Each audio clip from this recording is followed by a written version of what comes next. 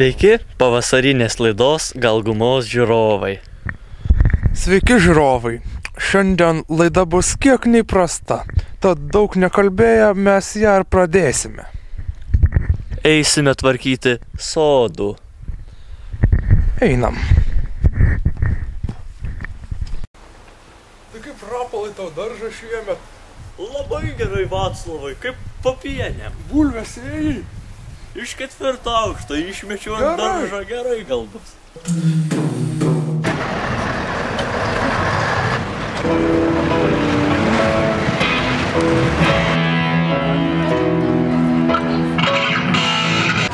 Kolegos, mes esame Vilniuje, čia taip pat vyksta gatvės muzikos diena, šurmulys neįsivaizduojamas. Jo, žmonių masės, čia jum nekupiškis ir iš tikrųjų, labai smagu, muzika iš visų pusių mane supa ir aš dabar nelaukdamas bėgu pasižvalgyti gatves.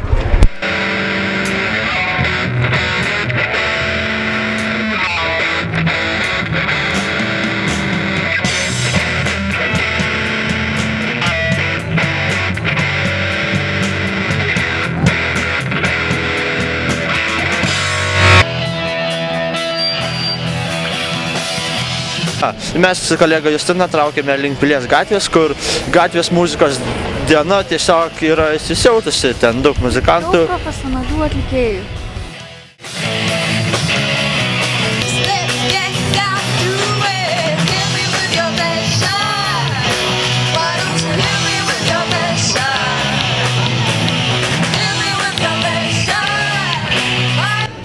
Štai ir žmonės, kurie pelnė mums garbę Eurovizijoje.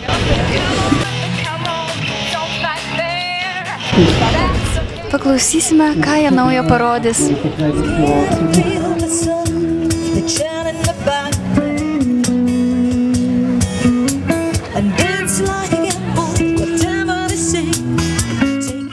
Taigi, kaip jūs jaučiatės muzikos dienoje?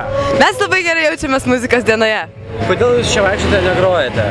Todėl, kad tikrai muzikantai šiandien ilsisi, bet šiandien radome dar va šitos,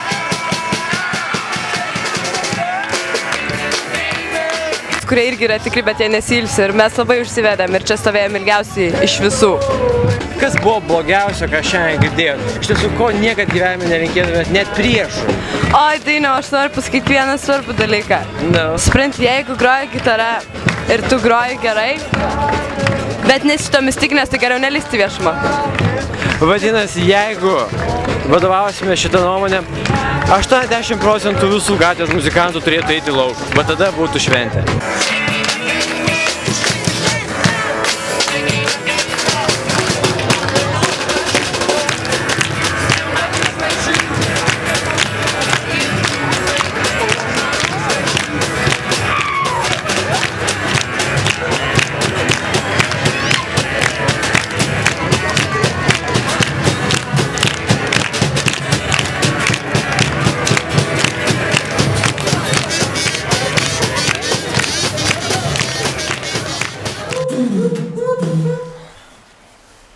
Štai ir tęsime savo pamoką, kadangi mes esame seni patyrę sodininkai, paaiškinsime, kaip reikia padaryti medį dar šviežesnį ir baltesnį.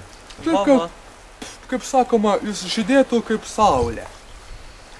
Medis žino, kad jeigu gerai nežydės, jam gresia kirvis. Dėl to nieko daugiau ir nereikia daryti, tiesiog prieini ir pamasuoji. Ar ne taip, rapolai? Va taip, vat, Vaclovai, vat va šitaip, vat va taip. Teisingai. Teisingai. Taip, kad žiūrovai, medžiai yra labai gražus kūriniai ir daugiau į juos nekreipkite dėmesį. Sveiki vaikinai, prisistatykite mūsų žiūrovams. Tai va, aš esu Cruel, nu bent jau mano toks nikas, ir piešiu grafitį. Esu Ples, piešiu grafitį. Aš piešiu už visus labiau grafitį, aš esu Sonė. Ir sakykite, ar jūs turit kažkokią komandą, ar piešit po vieną? Taip, mes turim komandą, mes 3 esame komanda ir dar vienas iš mūsų komandos netėjo, nes turėjo reikalų. Jo nikas yra Megat. Tai va, mūsų komanda vadinės Street Colors Crew, lietuviškai išvertus gatvės spalvų komanda. Mes susikūrėm 2008 metų sausio 13 dieną. O sakykit, kaip ekspertai, jūs galit paaiškinti, kas tai yra grafiti? Tai yra vandalizmas ir menas, tuo pačiu. Tai yra gatvės tapyba? Gal sakyčiau labiau gatvės menas negu vandalizmas, nes pažiūrėkit, ar čia negražu. Sakykit, ar daug reikia treniruotis, kur treniruojatės, kur piešit, ar vietų Kupiškyje kažkur ar?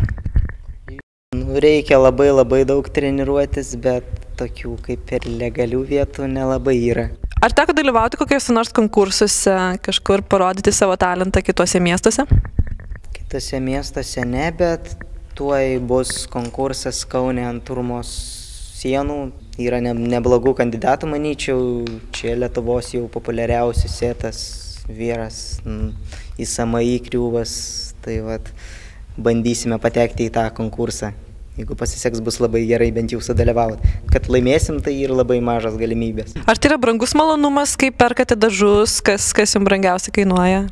Ar laimit projektus ir gaunat dažų? Už projektus gal mažiau piešėm, negu išleidom savų lėšų, nes tai yra brangus malonumas, tarkim, pačių jau ten prasčiausių grafiti dažų flakonėlis kainuoja nuo 13 litų kažkur apie 14, geresnių 20 kažkur, o jau geriausio apie 30. Ar ragintumėt jaunimą, kitus bendramžius ar jaunesnius mokytis grafiti meno ir tobulėti?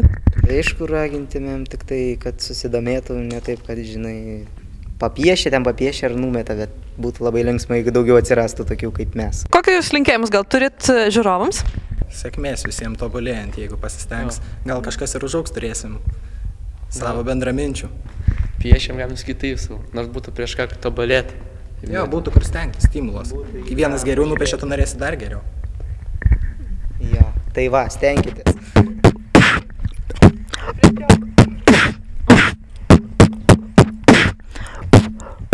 Arabian. Or listener,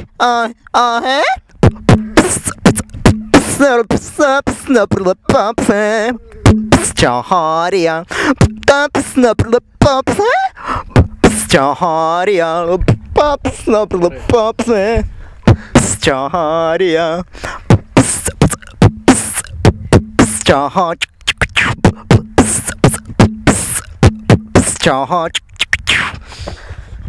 filmuoji dar? Čia mes piešėm Kupiškio ekstremalų klubo reklamą ar kažką ir kažkokie kvailiai, atsiprašant, labai nuobodų žmonės, nulaupė kažką čia, pridirbom, apspjaudė.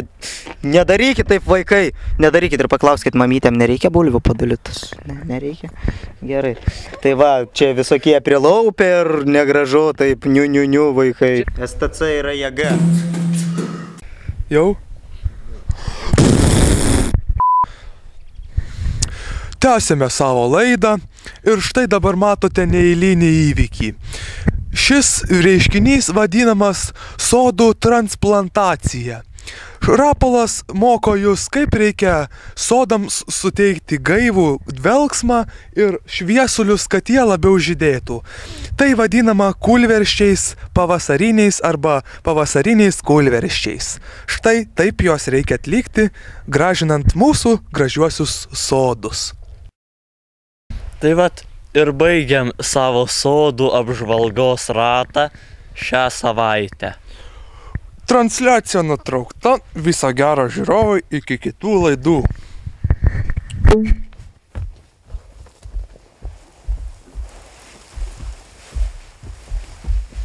Pakrantygumos, pasakyk, koks tavo vardas, pakrantygumos,